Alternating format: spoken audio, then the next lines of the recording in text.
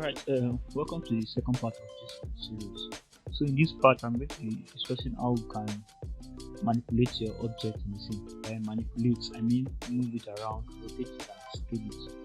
So first and foremost, in order to manipulate any object, you have to be able to select the object. So to select the object, all you need to do is to click on the object. So I actually turned on my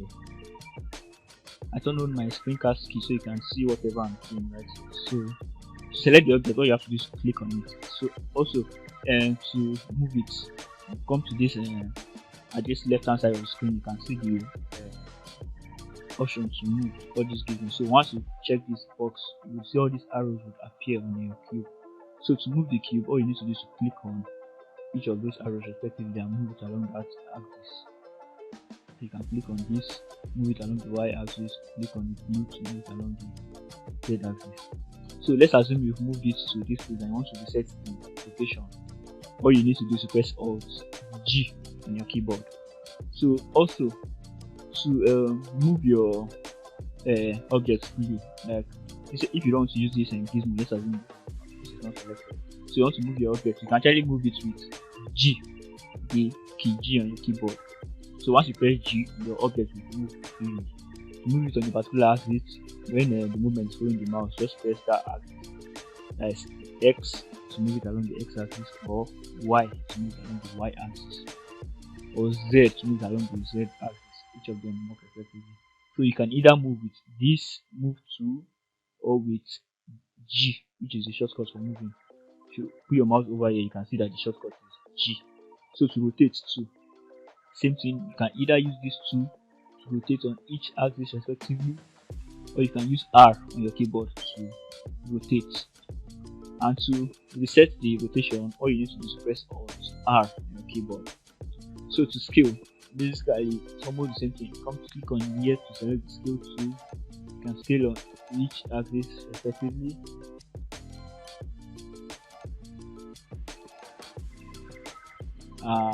Or you can also use S to scale if you scale everything up, or S and X to scale on the X axis, or S and Y to scale on the Y axis, or S and Z to scale on the Z axis.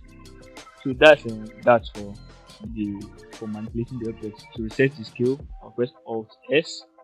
To reset the rotation, Alt R, and to reset the location, Alt G. So now I want to show you how you can add in a new object in Blender. So to add a new object, all you need to do is click on this add button up here, go to mesh and select the object you wish to add. So let's add a monkey, and you can easily just move it. The move tool is selected currently, so that's why the arrows are appearing. So you can just move this out of the way. Let's add a different object, a torus, and move it out of the way. Add mesh, and let's add an icosphere and move this out. Also select the cube and move it. So by default, whatever you add to the scene, you add to the center of your scene, because that's where this stuff you are seeing right here is called a 3D cursor. So whichever object you add would add to exactly the location of that 3D cursor. So if we add a cube and add in another cube, it will add to exactly the same position. So you can't see the both of them except to move one of them out of the way.